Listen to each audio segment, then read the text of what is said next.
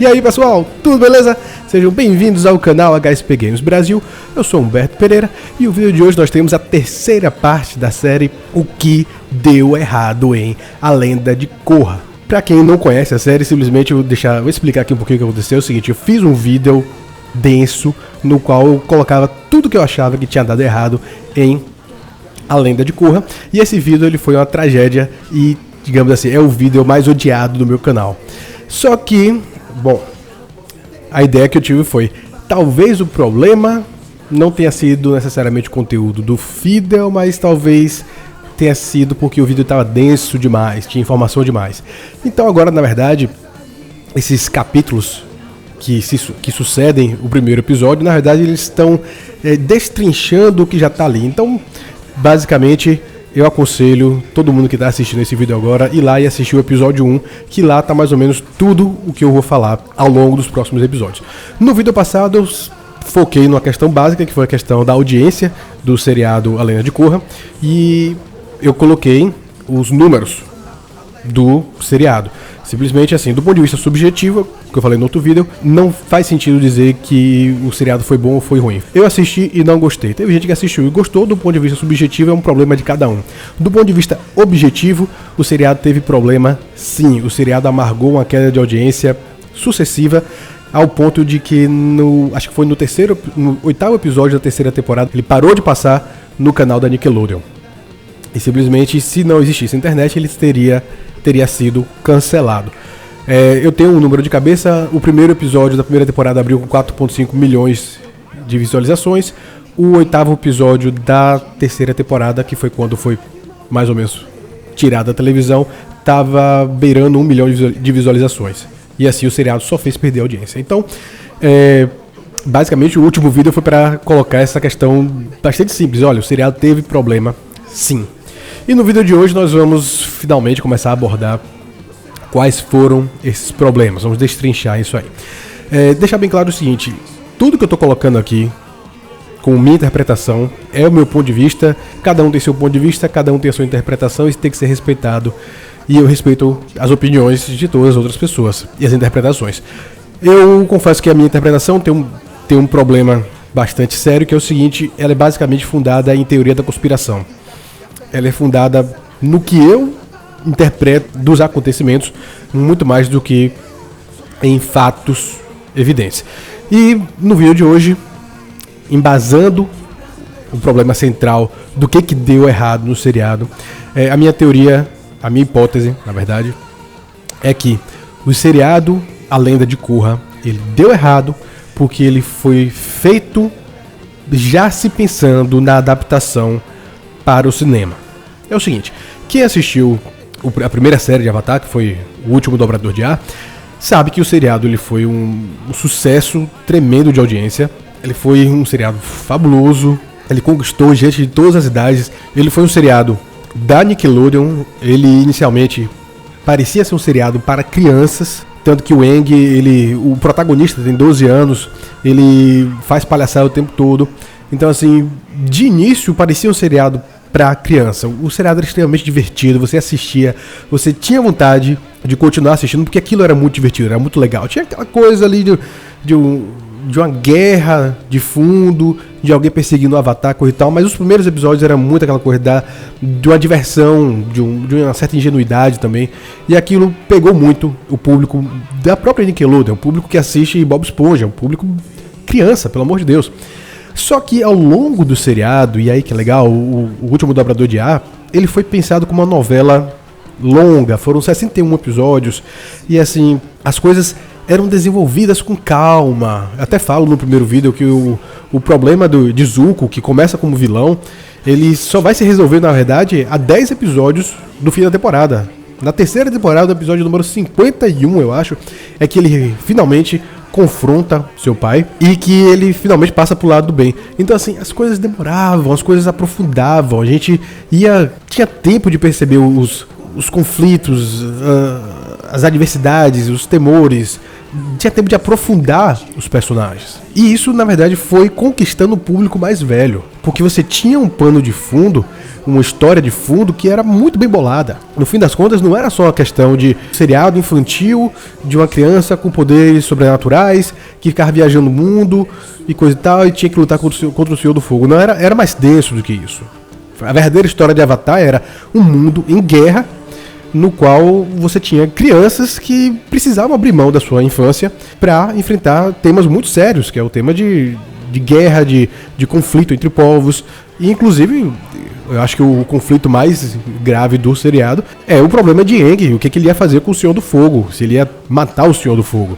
E isso é uma coisa muito séria, isso não é necessariamente... Acho que isso não é coisa de seriado para criança, mas estava lá. Eu acho que esse tipo de seriedade, de profundidade, acabou conquistando tanto o público padrão da Nickelodeon, quanto o público mais velho, o público que não era o público da Nickelodeon. Nós temos o seguinte, o seriado ele foi tão bem que simplesmente ele conseguiu ganhar uma adaptação para o cinema. Isso é muita coisa. É muita coisa mesmo. É uma barreira que simplesmente muda tudo. Não dá pra gente dizer que as coisas não mudaram, que os produtores não mudaram a forma de pensar. E aí eles conseguiram um filme com um orçamento gigantesco. Pra vocês terem ideia, olha, o orçamento do filme foi de 150 milhões de dólares. É um orçamento grande. O filme é de 2010, não é um orçamento qualquer. O filme ele ganhou a direção de M. Night Shyamalan, que é um diretor super estourado. Tudo bem que ele fez um filme bom, e depois não fez mais nenhum. Mas era um diretor de nome. Quem ia fazer o personagem do Zuko é aquele menino, esqueci agora o nome dele, que fez Quem Quer Ser um Milionário. E assim, o filme ele tinha uma promessa muito grande. Só que, aí é que tá, o filme ele foi extremamente mal adaptado. Extremamente mal adaptado. Foi...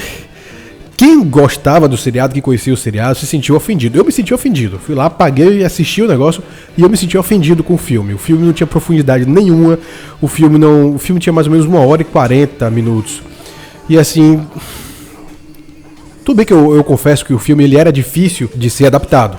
Você tinha 20 episódios, ele cobria... O primeiro filme ele cobria a primeira temporada inteira, que era a temporada O Livro da Água. E simplesmente, meu Deus do céu, o filme ele foi horrível. As avaliações foram todas péssimas. Pra você ter ideia, no site do IMDb, ele tá com a nota de 4.3 de 10. No Metascore, que eu acho que... O Metascore, eu acho que ele é dos usuários. Ele tá com a nota de 20 de 100, quer dizer, 2 de 10. Então o filme ele foi terrível de crítica. E a gente pode até fazer um filme, fazer um vídeo aqui no YouTube, por que o Último Dobrador de Ar, o filme, foi terrível. Mesmo tendo sido terrível, nos Estados Unidos, ele conseguiu arrecadar 131 milhões de dólares. E no exterior ele arrecadou 187 milhões de dólares. Então, na arrecadação total, parece que ele teve 319 milhões 713.881 dólares arrecadados. Mesmo assim, o pessoal sabia que o filme tinha dado errado. Não dá pra dizer que não. O filme ele foi um grande fracasso. E ele foi um fracasso o suficiente para matar as continuações. O Último Mestre do Ar foi de 2010. Estavam programados mais 2 filmes e simplesmente morreram. Não vão sair nunca esses 2 filmes. E provavelmente a série Avatar só vai continuar no cinema se houver um reboot sério. Bom, mas é que está. O pessoal que fez o seriado, eles, mesmo com tudo, assim, eles foram os caras que fizeram o trabalho bom. Eles fizeram um grande seriado. E eles conseguiram romper a barreira do seriado pro cinema live action, com atores reais, coisa e tal. Então, os produtores do seriado, eles estavam com a bola toda. E a Nickelodeon, claro, chegaram pra eles e falaram, olha, o negócio é o seguinte, a gente vai querer sim uma continuação de Avatar. E qual vai ser essa continuação? E aí é que eu entro na questão da teoria da conspiração totalmente, porque não tem nada de documento que comprove o que eu tô dizendo, mas é o seguinte, o que eu sinto é que eles já fizeram um seriado contando com a adaptação. E já fizeram um seriado pensando em como fazer uma adaptação fácil. Eu acho que é o seguinte, essa é a minha análise baseada em nada. Que é o seguinte, eu acho que eles colocaram a culpa do fracasso do filme, o Último Dobrador de Ar, no seriado. Eu acho que eles não pararam e pensaram assim, olha, a culpa foi do diretor. acho que eles pensaram assim, olha, o seriado realmente era muito difícil de ser adaptado. E aí eles essa é a sensação que eu tenho, eles pararam e pensaram assim, ó, por que foi difícil adaptar? As histórias eram muito longas, então o diretor acabou se perdendo ali em qual história ele iria abordar, porque tinha coisa que demorava muito para desenvolver, e aí, por exemplo, uma coisa que é meio difícil de desenvolver, que era a relação do Aang com suas vidas passadas. Isso no filme não ficou muito abordado, e no seriado de Korra praticamente foi deixado de escanteio, e era uma peça fundamental no seriado, no seriado de Aang, o último dobrador de ar. Era central a relação do Aang com suas vidas passadas, porque fazia um contraponto entre a criança e o adulto. Então, ao mesmo tempo que o Aang ele era o personagem principal, ele também era o personagem principal que tinha acesso a uma sabedoria, que era ele mesmo. Então, acho que essa fórmula, que pra mim foi fantástica no seriado, simplesmente o pessoal que fez o seriado pensou assim, olha, isso é difícil de adaptar, então a gente corta. Outra coisa, essa questão de ter uma grande história cobrindo 60 episódios, desenvolvendo muitas histórias ali no meio, eles pensaram assim, olha, vamos simplificar a história. Tanto que as 3 primeiras temporadas, se você pensar bem, cada temporada tem um vilão específico. O vilão aparece, faz alguma maldade, aí o pessoal começa a correr atrás, e aí prende o vilão e ponto final. O último Dobrador de Ar não foi assim. Você tinha uma grande guerra, você tinha um contexto mais amplo, você tinha um grande vilão, que era o Senhor do Fogo, que na verdade, assim, ele era o grande vilão que ia ser enfrentado no final da temporada. Essa fórmula, acho que eles também pensaram, isso é difícil de adaptar, então vamos cortar, vamos botar um vilão por filme, e vamos botar cada filme independente entre si. Por isso que eu acho que eles fizeram cada temporada mais ou menos independente uma da outra. Se a gente pensar bem, o número de episódios caiu, eram 20 episódios por temporada, agora no seriado de Korra, foi mais ou menos 12, 13 episódios, 14, não sei, mas caiu o número de episódios.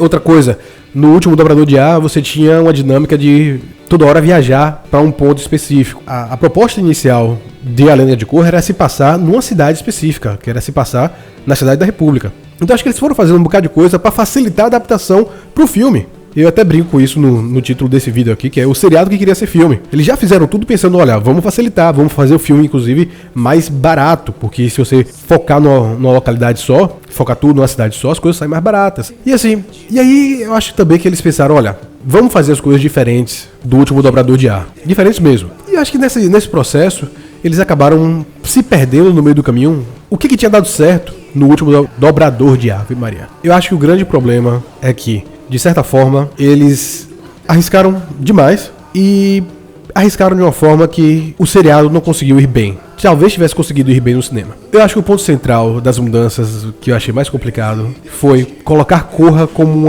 o Avatar, fazer a história de uma Avatar e colocá-la como um adolescente. E até brinco no primeiro vídeo dessa série, que é o seguinte: eles tentaram um pouco surfar na onda de filmes como Crepúsculo, Jogos Vorazes, fazer mais um filme de uma garota adolescente amadurecendo como mulher, com poderes especiais, numa guerra. Bom, mais ou menos é o roteiro de Jogos Vorazes, é o roteiro de Insurgente, é mais ou menos o roteiro que tá dando certo, que os caras estão fazendo aí filme desse tipo a rodo, e é sucesso garantido. Então assim, eu acho que eles pensaram, olha, mesmo que o último Dobrador de Ar não tenha dado certo, a gente tá pegando uma fórmula que é sucesso garantido.